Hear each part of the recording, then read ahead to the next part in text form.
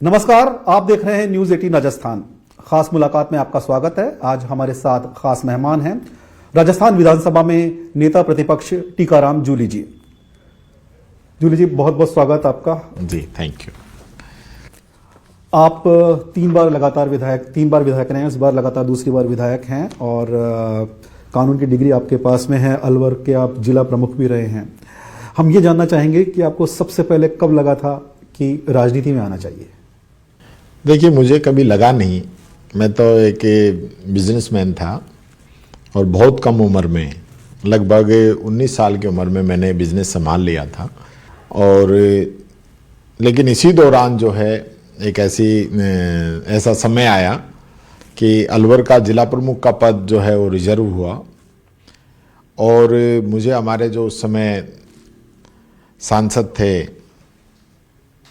Doctor Jaswant जी, उन्होंने कहा कि भाई आपको राजनीति में आना है। तो मैंने उनको मना किया कि मेरे पास समय नहीं है और मैं समय नहीं दे पाऊंगा। तो उन्होंने कहा कि 3 महीने में 1 दिन तो आप आएंगे, क्योंकि उस समय जिला परिषद की मीटिंग 3 महीने में 1 दिन होती थी। तो मैंने कहा 3 महीने में 1 दिन तो नहीं, मैं 1 महीने में 1 दिन तो आ जाया करूँगा, इतना टाइम दे सकता हूँ, बाकी मैं नहीं दे पाऊँगा, क्योंकि मैं बहुत बिजी रहता था बिजनेस में। तो ये अचानक ऐसे ही आना हुआ और फिर राजनीति में ऐसे आए कि अब उल्टा हो गया। अब घर में, काम में, उसमें महीने में 1 दिन का समय नहीं दे पाते हैं, 300 दिन राजनीति करते हैं। तो कारोबार करते वक्त एकदम अचानक से जब आपको जिला प्रमुख का ऑफर आया तो ये कहानी अलग थी। जब विधायक लड़ने की बारी आई तो वो भी क्या कुछ ऐसे ही कहानी थी? 100% ऐसी थी। मैंने जिला प्रमुख रहते हुए मैंने कभी नहीं सोचा कि मुझे एमएलए बनना है, लेकिन 3 साल बाद अचानक परिस्थिति ऐसी बनी कि मैंने विचार किया कि मुझे विधायक बनना है, चुनाव लड़ना है। तो उस समय फिर मैं हमारे यहाँ के जो नेता हैं आदरणीय भंवर जितेंद्र सिंह जी, मैं उनसे मिला और उन्होंने कहा कि आप मेहनत कीजिए, पब्लिक अगर आपका कहेगी तो हम आपको कंसिडर करेंगे।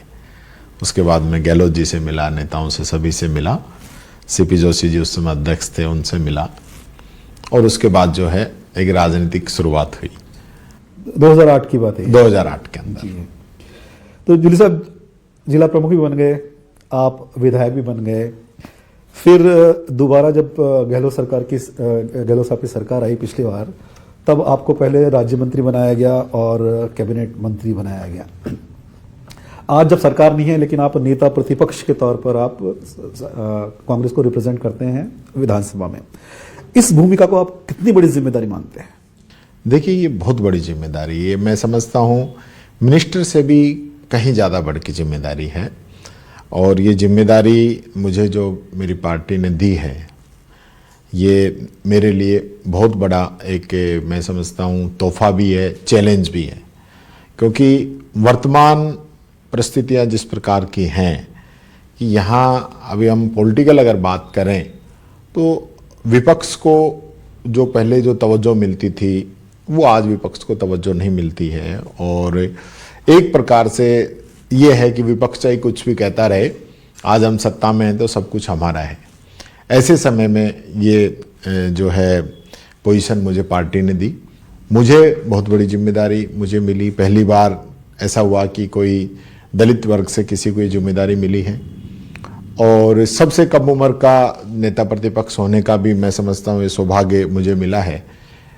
सिर्फ मेरे से पहले, बहुत पहले तन सिंह जी कुछ समय के लिए उनके पास ये पद रहा, तो मेरे ऊपर मैं समझता हूँ बहुत बड़ा विश्वास मेरी पार्टी ने किया, जिसके बारे में मैंने कभी सोचा ही नहीं था, जिसके बारे में सपने भी मैंने कभी नहीं लिए होंगे, वो जिम्मेदारी पार्टी ने मुझे दी। तो एक बहुत बड़ा दायित्व है। अच्छा, एक एक्सीडेंटल जो जर्नी शुरू हुई थी आपकी, क्योंकि दलित सीट रिजर्व हो गई थी आपके जिला प्रमुख की, इसलिए आपका हुआ।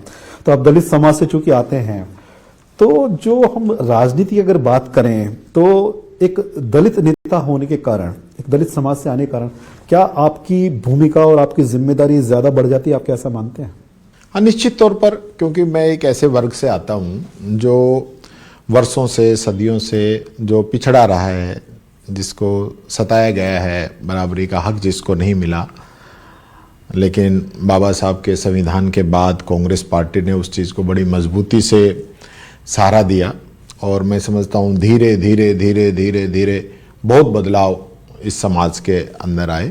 लेकिन आज भी मैं कोई दलित वर्ग की भी बात नहीं करना चाहूँगा, जो जनरल कास्ट का भी गरीब है, ओबीसी का भी कोई गरीब है, मजदूर है या किसान है, उन सब की भी जिम्मेदारी हम लोगों की है। कि कई बार हम ये सोचते हैं कि ये क्या भाई दलित की बात है या क्या भाई टैक्स पेयर्स का पैसा जो है गरीबों में बांटा जा रहा है, या देखो टैक्स तो हम दे रहे हैं, सरकार जो है गरीबों में बांट रही है, इस प्रकार की बातें भी चलती हैं। लेकिन हमें ये देखना पड़ेगा कि हम उस समाज के अंग हैं जिसके अंदर सबको साथ लेके चलने की जिम्मेदारी हम लोगों की है। हम घर में भी मान लो कोई अमीर व्यक्ति होगा तो उसकी भी ये जिम्मेदारी रहती है, उसके 2 बच्चे हैं तो दोनों को समान रूप से वो शिक्षा दे, समान रूप से उनको साथ लेके चले। तो आज अगर हमारा देश इस प्रकार की स्थिति से जूझ रहा है कि जहां एक बहुत बड़ा वर्ग जो है जिसको आज तक आर्थिक असमानता का सामना करना पड़ा है, राजनीतिक असमानता का सामना करना पड़ा है या सामाजिक असमानता का सामना करना पड़ा है, उस वर्ग को किस प्रकार से तवज्जो दी जाए, उसको वेटेज दी जाए। दलित राजनीति की बात करते हैं, सामाजिक समानता की बात करते हैं, इस तरह की राजनीति की बात करते हैं, तो इसमें प्रतीकों की राजनीति भी होती है। अब हमने तो आपका देखा है, जानते हैं हम आपको, आपके यहाँ घर में शिव मंदिर भी है, आप पूजा पाठी आदमी भी हैं, हम जानते हैं। और जब आप एक मंदिर में आप प्रवेश करते हैं तो बीजेपी के नेता वहां पर गंगा जल से धुलाई करवाते हैं। तो वो क्या एक राजनीतिक स्टंट था या एक वास्तव में वो दलित चेतना, दलित अस्मिता से जुड़ा हुआ मुद्दा था? देखिए, इसको आप यूं समझ सकते हैं कि ये घटना मेरे साथ हुई तो इतनी हाईलाइट हुई, जबकि ये घटना बहुत जगह बहुत लोगों के साथ होती है और पूरे देश में होती है। अभी आपने देखा होगा यूपी के अंदर एक दलित व्यक्ति को पीट पीट के मार दिया गया। अभी आपने देखा कि हरियाणा के अंदर एक सीनियर आईपीएस ऑफिसर दलित थे, उनको सुसाइड करना पड़ा। आपने ये भी देखा होगा कि chief justice of India Gavai साहब पे जूता फेंक दिया गया। ये घटनाएं ऐसी नहीं है, छोटी मोटी घटनाएं नहीं है। आप मेरे मंदिर जाने के बाद में उसको गंगा जल से पवित्र कर रहे हो, चाहे आप ये कह के कर रहे हो कि ये कांग्रेसी हैं ये, लेकिन मानसिकता तो यही है। मानसिकता कहीं ना कहीं ये झलकती है कि भाई ये आदमी कैसे आ गया। पूरा समाज ऐसा नहीं है, लेकिन समाज के अंदर कुछ लोग ऐसे हैं जो पूरे समाज को खराब करते हैं, जिनकी मानसिकता इस प्रकार की रहती है, जो लोगों को भ्रमित करने का काम करते हैं। क्योंकि पूजा पाठ उपासना ये सब संविधान के अंदर भी व्यक्तिगत है। आदमी की, मान लो हिंदू धर्म में भी कोई भगवान शिव को मानता है तो कोई हनुमान जी को मानता है, कोई भगवान राम को मानता है तो कोई विष्णु को मानता है। तो वो उसकी खुद की सोच है। हर व्यक्ति अपना इष्ट देव मानता है, अपना गुरु चुनता है, गांव के आसपास जो मंदिर होते हैं या जो संत महात्मा रहते हैं उनमें आस्था रखता है। तो वो उसकी पर्सनल वो है, उस पर किसी को कोई शक शंका या नहीं होना चाहिए। आज टीकाराम जूली मंदिर जाए, मस्जिद जाए, गुरुद्वारा जाए, गिरजाघर जाए, वो उसके ऊपर डिपेंड करता है कि वो सब धर्मों का सम्मान करता है तो सब जगह जाता है। तो मैं तो हमेशा, ये तो कोई पहली बात नहीं है, मैं तो हमेशा, आज मेरे घर में मंदिर है, शिव का मंदिर है, और गांव में मैंने तो मेरे माता पिताजी की मूर्ति लगा के एक मंदिर का रूप दिया है कि मेरे लिए वो भगवान है। ये सिर्फ मन को साफ करने की चीज़ें हैं। ये बात मैं कहना चाहूँगा, और मुझे बुरा भी बहुत लगा था, और मैं ये कहना भी चाहूँगा न्यूज़ 18 के माध्यम से, आम पब्लिक से भी ये कहना चाहूँगा, ये सब लोगों का आस्था का विषय है। इससे जो जहाँ जाना चाहे, जिस भगवान के जाना चाहे उसको जाने दीजिए ना, उसको संविधान भी देता है इसकी इजाजत। क्या आपको लगता है कि राजस्थान में आज विपक्ष की जो आवाज़ है वो सुनी जा रही है? देखिए, सुनी नहीं जा रही है। विपक्ष को कहीं ना कहीं इग्नोर किया जाता है। विपक्ष कुछ भी पूछ ले। मैंने प्रेस कॉन्फ्रेंस की थी, मैंने 10 क्वेश्चन किए थे इनकी योजनाओं पे कि आपने जब 2 साल का आप जश्न मना रहे हो तो मेरे आपसे ये 10 क्वेश्चन हैं, इनका जवाब देना चाहिए सरकार को। सरकार ने इसका जवाब नहीं दिया।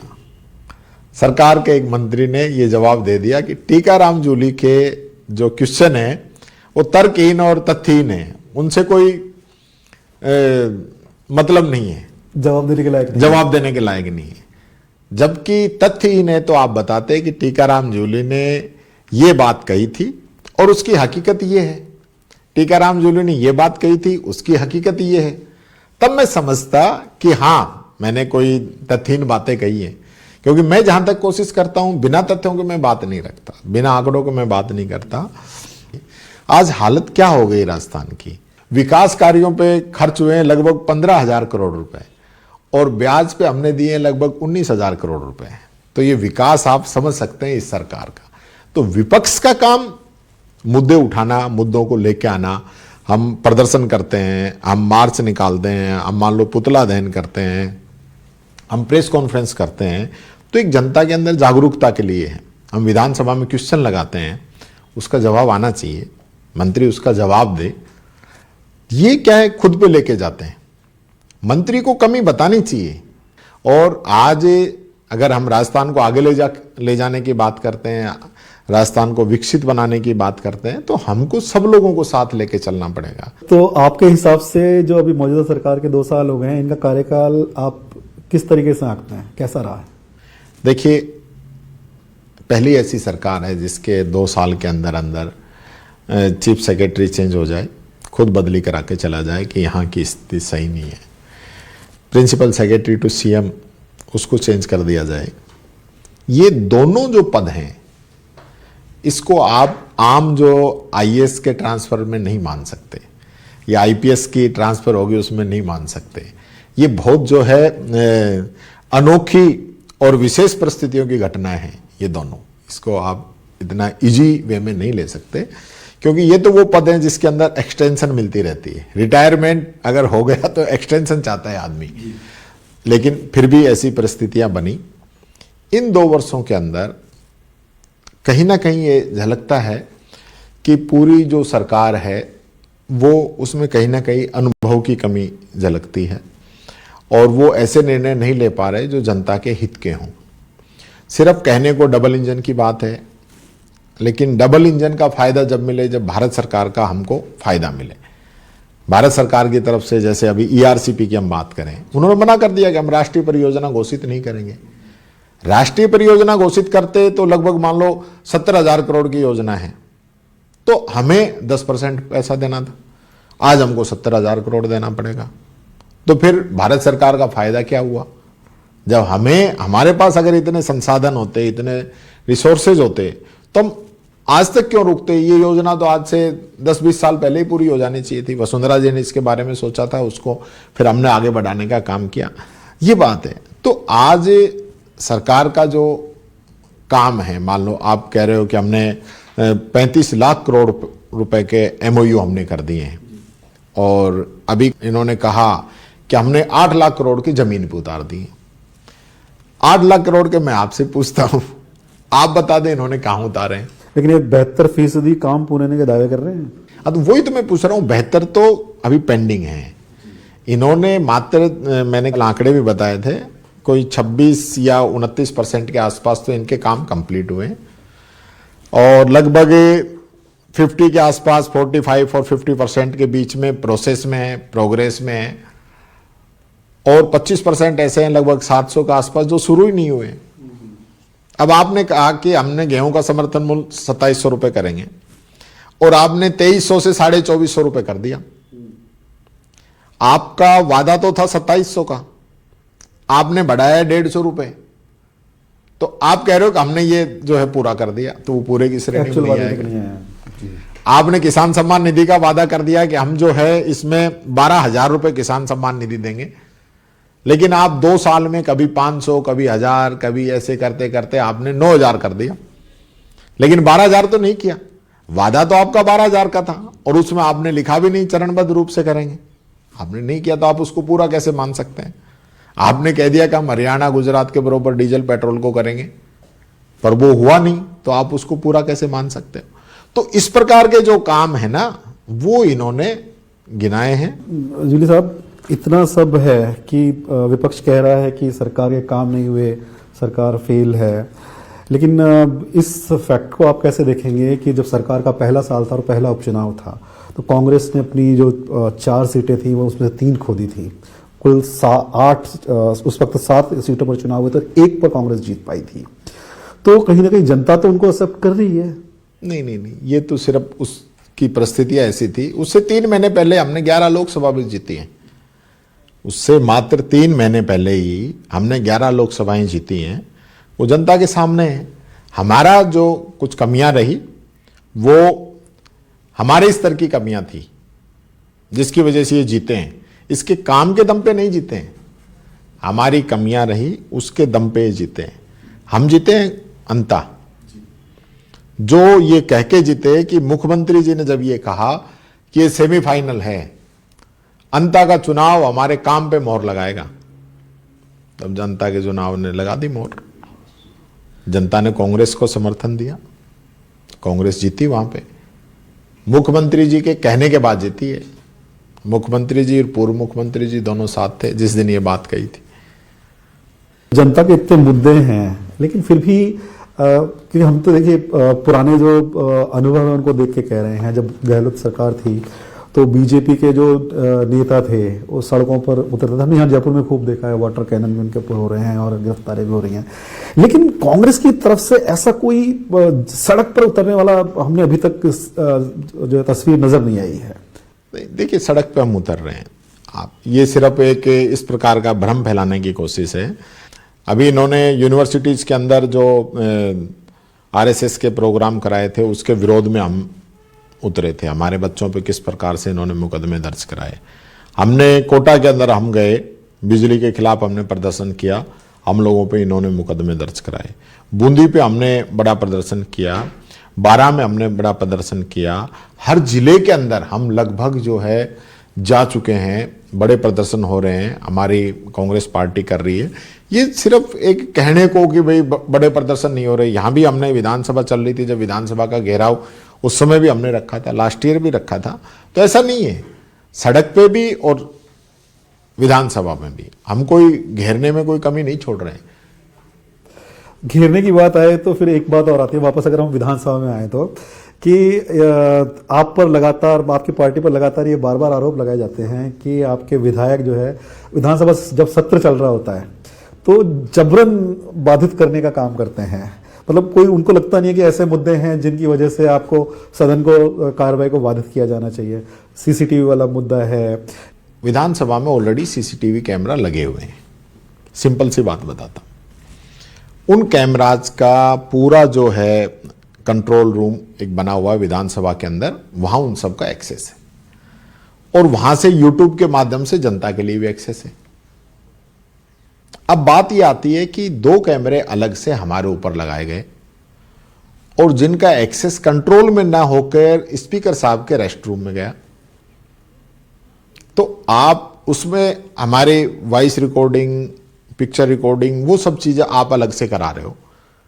मान लो वह हम कोई भी बात करते हैं, कोई हंसी मजाक करते हैं, सबसे पहले तो कोई घर परिवार की बात करते हैं, आने वाले दिन की हम कार्य योजना बनाते हैं, हम प्लानिंग बनाते हैं, तो आप तो पूरी सुन रहे हो हमारी। आपको लगाने का अधिकार किसने दिया? ऑलरेडी लगे हुए हैं ना, तो अलग लगाने से कहां जरूरत है? और अलग भी लगाए हैं तो आप कंट्रोल रूम में उसका एक्सेस दीजिए। आप खुद के पास एक्सेस कैसे रख सकते हैं? ये छोटी बात नहीं है, बहुत बड़ी बात है। ये तो जो है जासूसी है एक प्रकार से, हम लोगों की निजता का हनन है। हम लोग पता नहीं किस विषय में क्या बात कर रहे हैं बैठ के, वो बात हमारी सुन रहे हो आप। हम तो पूरा, हमारी प्राइवेसी खत्म होगी। लोग ये भी कहते हैं विधानसभा में क्या प्राइवेसी। हाँ, तो ऑलरेडी कैमरे लग रहे हैं ना हम पे, हम वहां कौन सा ऐसा कोई गलत काम कर रहे हैं? हम तो वो पब्लिक के सामने ही है ना, चारों तरफ कैमरे, उसमें 8 कैमरे लगे हुए हैं विधानसभा परिसर में।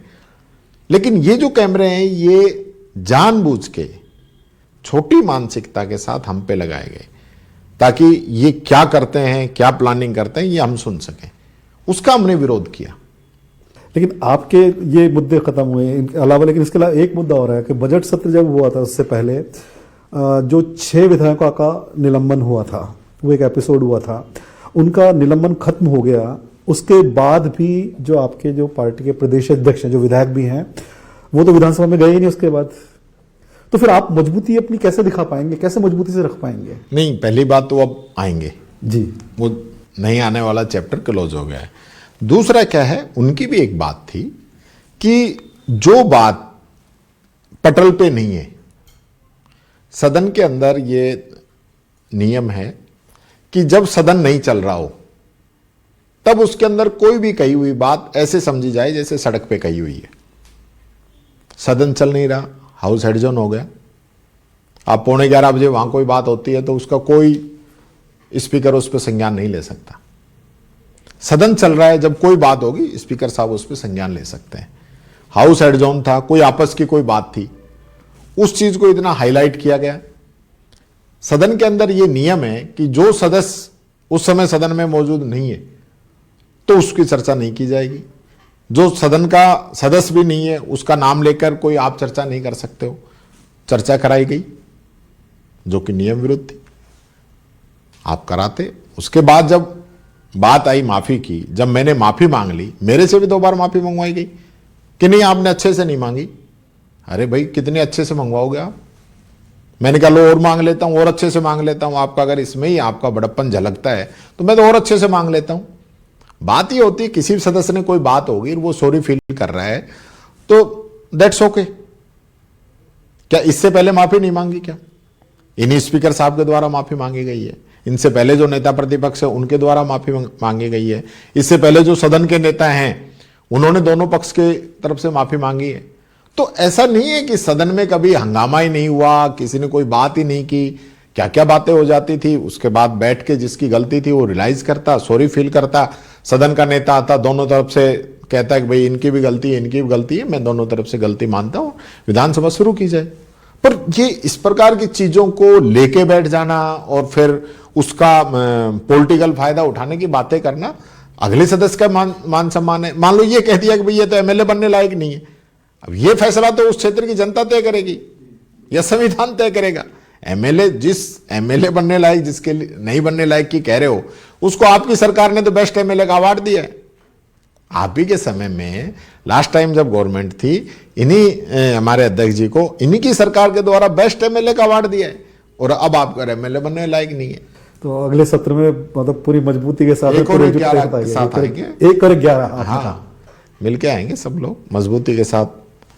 अब 2 महीने बाद में सत्र शुरू हो रहा है जी, तो मजबूती से रहेंगे। लगभग हो सकता है तो स्पीकर साहब का निर्णय है, पर मोटा मोटी जो है जनवरी लास्ट या फरवरी में तो आएगा ही। अच्छा जूली साहब, आपने सीएम को खुले मंच पर डिबेट की चुनौती दी है, जो उन्होंने स्वीकार भी की है। तो ये कौन से मुद्दे जिन पर आप सीधी बहस चाहते हैं, और क्या उसकी कोई टाइमलाइन, कुछ समय सीमा कुछ है? देखिए मेरी तरफ से तो, मैं तो छोटा आदमी हूँ, सीएम साहब को ही तय करना है, वो तय कर लें। मेन 10 इश्यूज वो तय कर लें।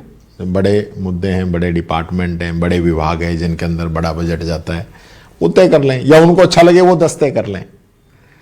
जगह देखो, मैं कहूँ तो हो सकता है उनके पास समय हो या नहीं हो, लेकिन मैं फ्री हूँ, मैं मेरे सारे प्रोग्राम एडजस्ट कर लूँगा, सीएम साहब जिस दिन चाहें।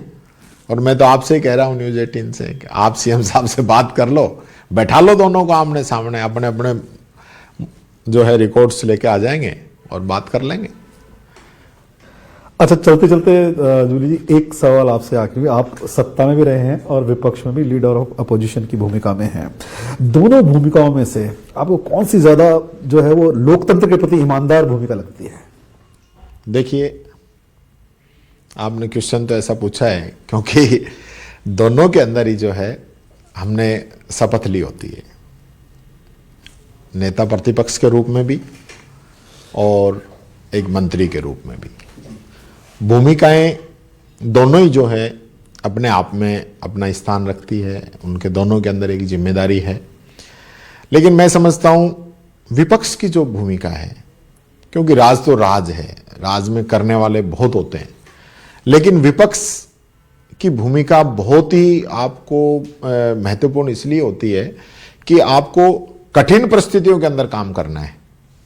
विपक्ष में हो तो आपको एक एक चीज को बड़ी गहराई से, बड़ी समझदारी से काम करना होता है, और राज है तो सर ही सर होती रहती है, काम होता रहता है। पॉलिसीज आप बना रहे हो राज के अंदर, हाँ साहब ठीक है ठीक है ठीक है, लेकिन अगर विपक्ष में आप हैं तो आपके ऊपर बहुत अधिक जिम्मेदारी होती है, मैं समझता हूं। और लेकिन छोटी बड़ी भूमिका अपन नहीं मान सकते।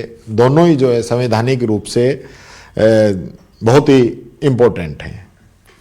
मैंने जरूर जो है जो भूमिकाएं मेरे को मिली, चाहे वो सत्ता पक्ष में मिली हो चाहे विपक्ष में मिली हो, मैंने कोशिश की है कि ईमानदारी से उसको निभाऊं। ईमानदारी से राजस्थान की जनता का जो कर्जा है, मेरी कॉन्स्टिट्यूएंसी के लोगों का जो कर्जा है और मेरी पार्टी का जो कर्जा है, उसको मैं उतारूं। और हम उम्मीद करते हैं और हमारी शुभकामनाएं भी हैं कि आप अपने इंटेंशंस में, अपने उद्देश्यों में कामयाब रहें। आज खास मुलाकात में आने के लिए और हमसे बातचीत करने के लिए आपका बहुत बहुत धन्यवाद। धन्यवाद, आपका भी बहुत बहुत धन्यवाद। और मैं समझता हूँ सभी न्यूज़ 18 के सभी दर्शकों को भी मैं धन्यवाद देता हूँ कि आप सब लोगों ने हमारा कार्यक्रम को देखा। और मैं चाहूँगा कि आपके भी कोई सजेशन हो जो आप मेरे से चाहते हो कि आपकी कोई आवाज़ विधानसभा में उठे, तो मुझे ज़रूर भेजिएगा। मैं कोशिश करूँगा आपके मुद्दों को, आपके इश्यूज़ को भी विधानसभा के पटल पर ला सकूँ। धन्यवाद। तो ये थी खास मुलाकात आज की, और खबरों के लिए आप देखते रहिए न्यूज़ 18 राजस्थान। धन्यवाद।